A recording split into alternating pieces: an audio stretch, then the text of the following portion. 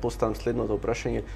Колку родителите со тој притисок што им го прават на деца, буквално деца од 12-13 години, веќе гледаме што се случува на младински надпревари, не само во фудбалот, туку и во друг спорт, но и дел од тренерите кои што и во тие генерации, кога треба да ги остават децата да играат фудбал, да покажат дали имаат талент, да се забавуваат, они го вршат тој притисок дека мора резултат, мора ние годинава, не знам, 2012 годиште да освоиме лигата во Македонија.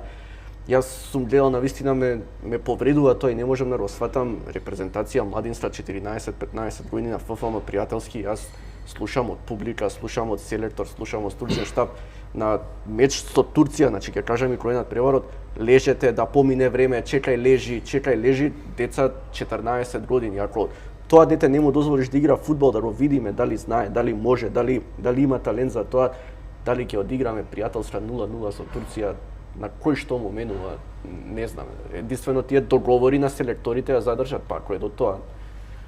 Знаете како, тоа е една тема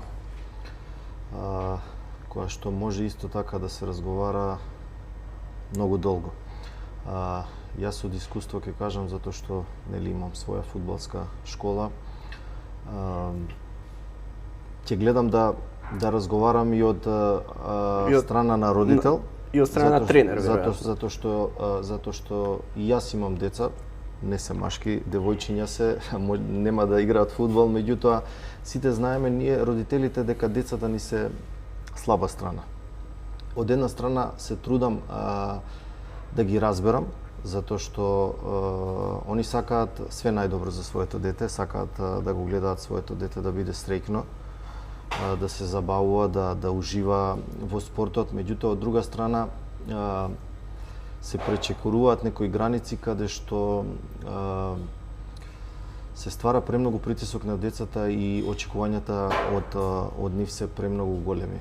Од прилика вака идат некако работите. Секој родител кој ќе го запише мало дете, нели сега веќе почињаат и од 5 години да кажам да тренираат затоа што со технологииве нови, со телефони, со таблети, децата се постојано дома и гледа да го запише на некој спорт. На почеток тргнуваат со цел да ајде нека трча, нека тренира, чисто само да го изнесам од дома, да не седи на компјутер, на телефон.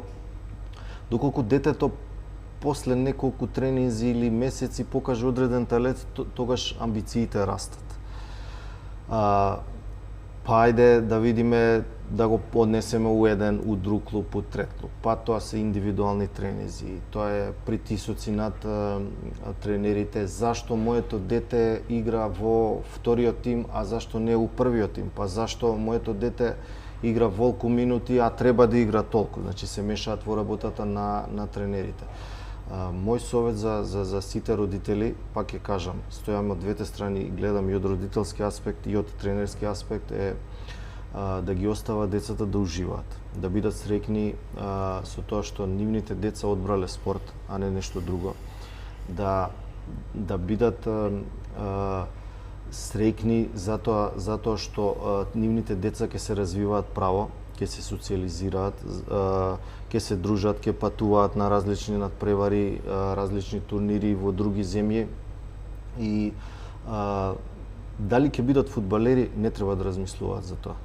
Дали ќе бидат фудбалери, тоа може да се види негде после 16-та година, 15-та, 16-та година, затоа што ништо не значи ако дете е талентирано на 6, 7, 8, 9, може да биде екстра талент, ќе влезе у некој период развоен каде што влегува во пубертет, многу работи се менуваат, тогаш и да не направи ништо. Има многу примери каде што деца екстра талентирани на 15 години завршуваат со фудбал.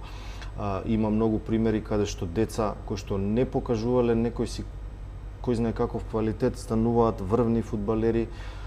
Така да единственото нешто што треба да ги остава децата е да уживаат. Да уживаат во спортот, да уживаат, да бидат среќни што одат на надпревари, што одат на тренизи. Резултатите се најмалку битни на посебно до 13-14 години, најмалку битни. Мене ми е смешно кога ќе видам се објавуваат резултати, победиле 13-0, 14-0, 15-0. Што значи тоа ако победиле 15-0? Готово дека твоето дете е сега веќе готов фудбалер? Не, ништо не значи тоа. Дека се освоило, не знам, ова. Бевме и ние шампиони на Македонија. Кој памти дека пред 3 години генерација U10 била шампион на Македонија? Никој. Знаете што се памти? Ако некое дете од таа школа стане утре фудбалер. Тоа е најважното, али секогаш родителите треба да се стремат школото да им биде број 1 на децата, а не фудбалот. Тука се прави многу голема грешка затоа што на основ на фудбалот, ако детето е талентирано, родителот вложува све во своето дете. Јас не викам дека не треба. Треба да го поддржи максимално. Вложува све и тоа дете е само фудбал. Утре ќе тргнат работите у некоја друга насока, детево го запоставува школото, доаѓа на 17-18 години кога завршува тој младински фудбал и детето е во голем проблем. Дали